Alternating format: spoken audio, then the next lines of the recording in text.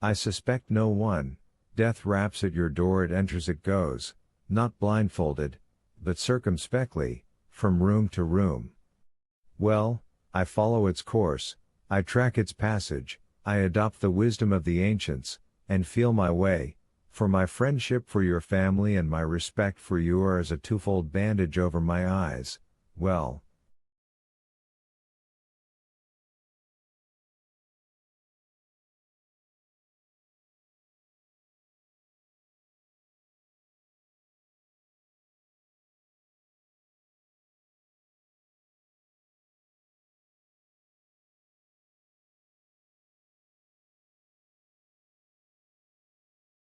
Oh, speak, speak, doctor, I shall have courage.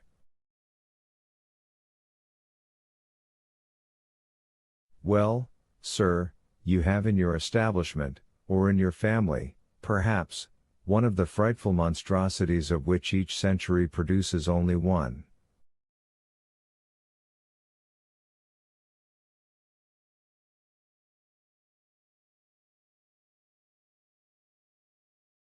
Locusta and Agrippina, living at the same time, were an exception, and proved the determination of Providence to effect the entire ruin of the Roman Empire, sullied by so many crimes.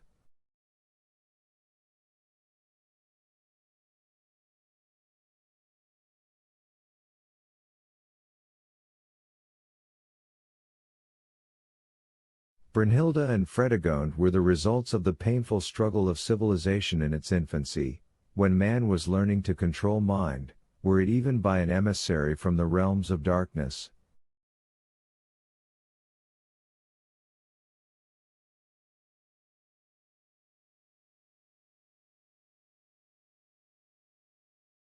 All these women had been, or were, beautiful. The same flower of innocence had flourished, or was still flourishing, on their brow, that is seen on the brow of the culprit in your house.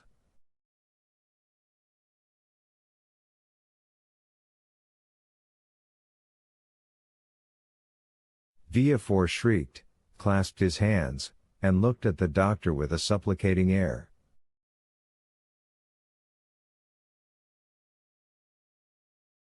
But the latter went on without pity.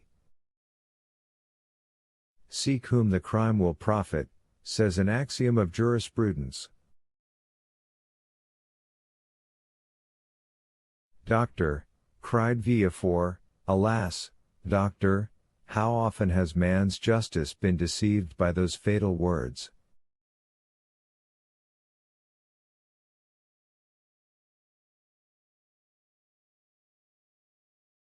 I know not why, but I feel that this crime. You acknowledge, then, the existence of the crime?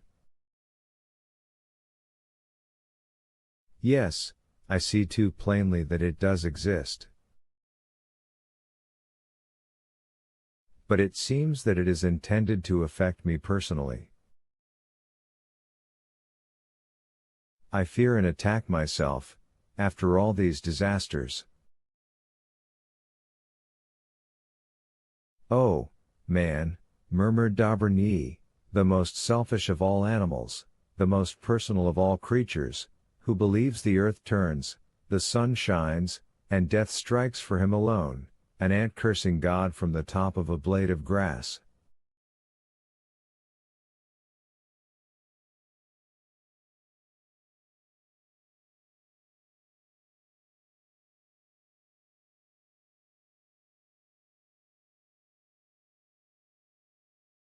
And have those who have lost their lives lost nothing? M. de Saint-Méran, Madame de Saint-Méran, M. Noirtier.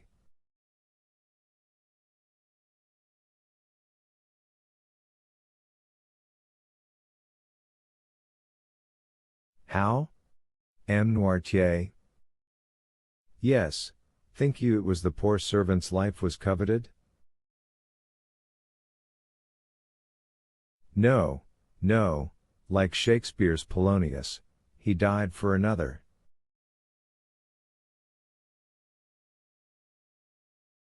It was Noirtier. The lemonade was intended for it is Noirtier, logically speaking, who drank it. The other drank it only by accident, and, although Barrois is dead, it was Noirtier whose death was wished for.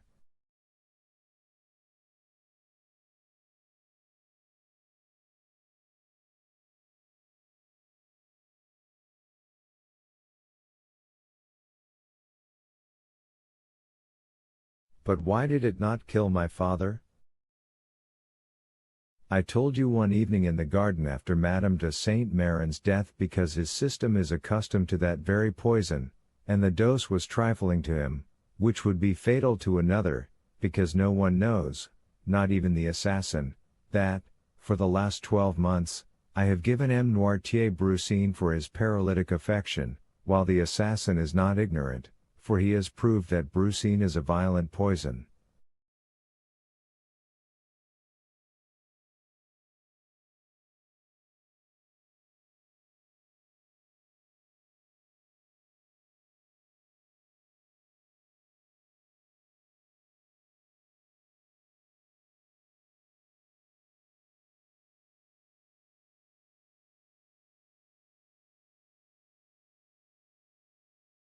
Oh, have pity, murmured Villefort, wringing his hands.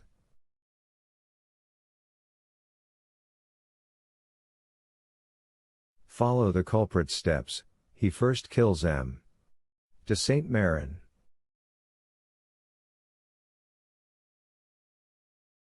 Oh, doctor!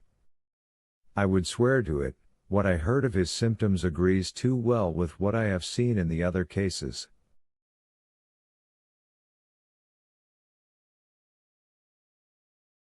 Villefort ceased to contend, he only groaned. He first kills M. de Saint-Méran, repeated the doctor, then Madame de Saint-Méran, a double fortune to inherit.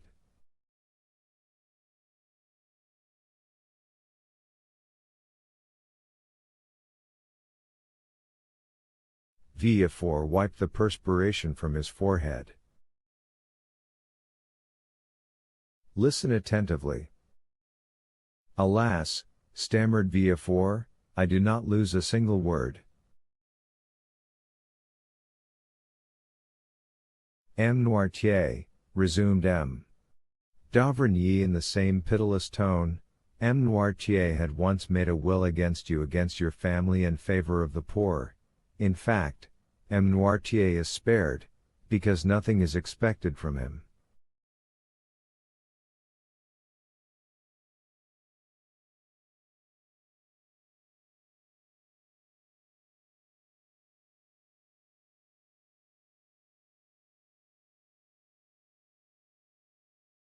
But he has no sooner destroyed his first will and made a second, than, for fear he should make a third, he is struck down.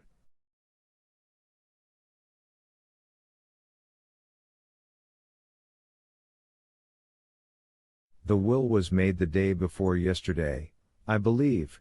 You see, there has been no time lost.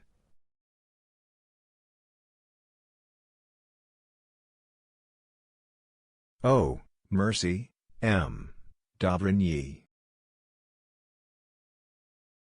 No mercy, sir. The physician has a sacred mission on earth, and to fulfill it he begins at the source of life, and goes down to the mysterious darkness of the tomb.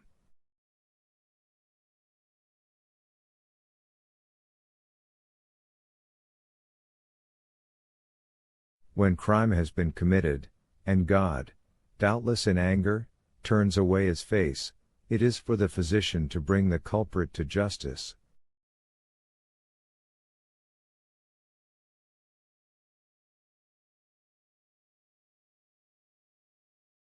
Have mercy on my child, sir, murmured Villefort. You see, it is yourself who have first named her, you, her father. Have pity on Valentine. Listen, it is impossible. I would as willingly accuse myself. Valentine, whose heart is pure as a diamond or a lily. No pity, procureur, the crime is fragrant. Mademoiselle herself packed all the medicines which were sent to M. de Saint Méran, and M. de Saint Méran is dead.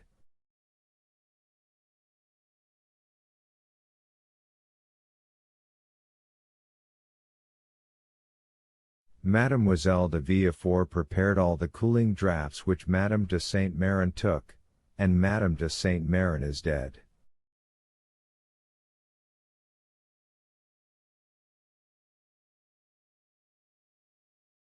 Mademoiselle de Villefort took from the hands of Barrois, who was sent out, the lemonade which M. Noirtier had every morning, and he has escaped by a miracle.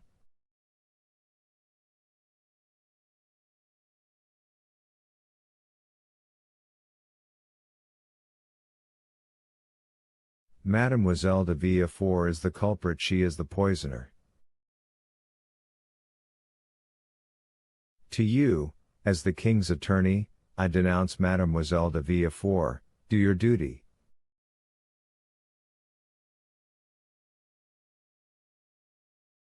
Doctor, I resist no longer, I can no longer defend myself, I believe you, but, for pity's sake, spare my life, my honor.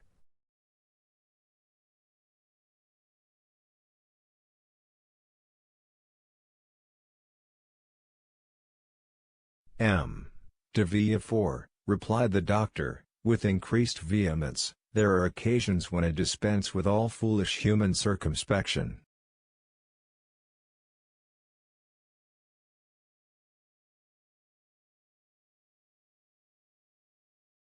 If your daughter had committed only one crime, and I saw her meditating another, I would say warn her, punish her, let her pass the remainder of her life in a convent, weeping and praying.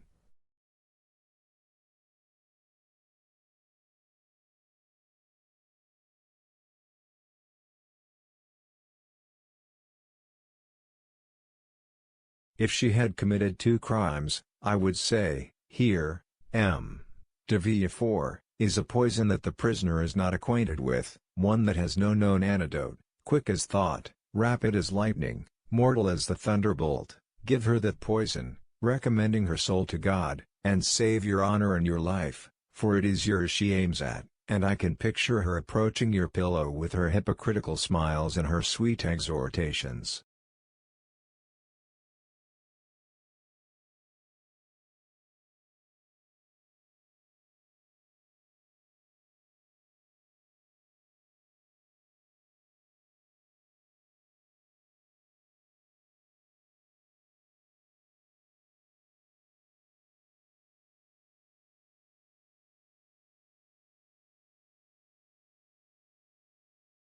Woe to you, M.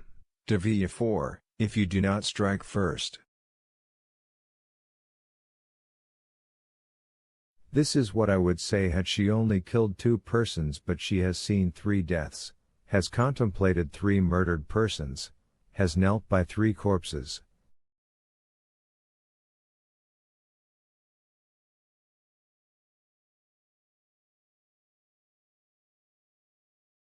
To the scaffold with the poisoner, to the scaffold.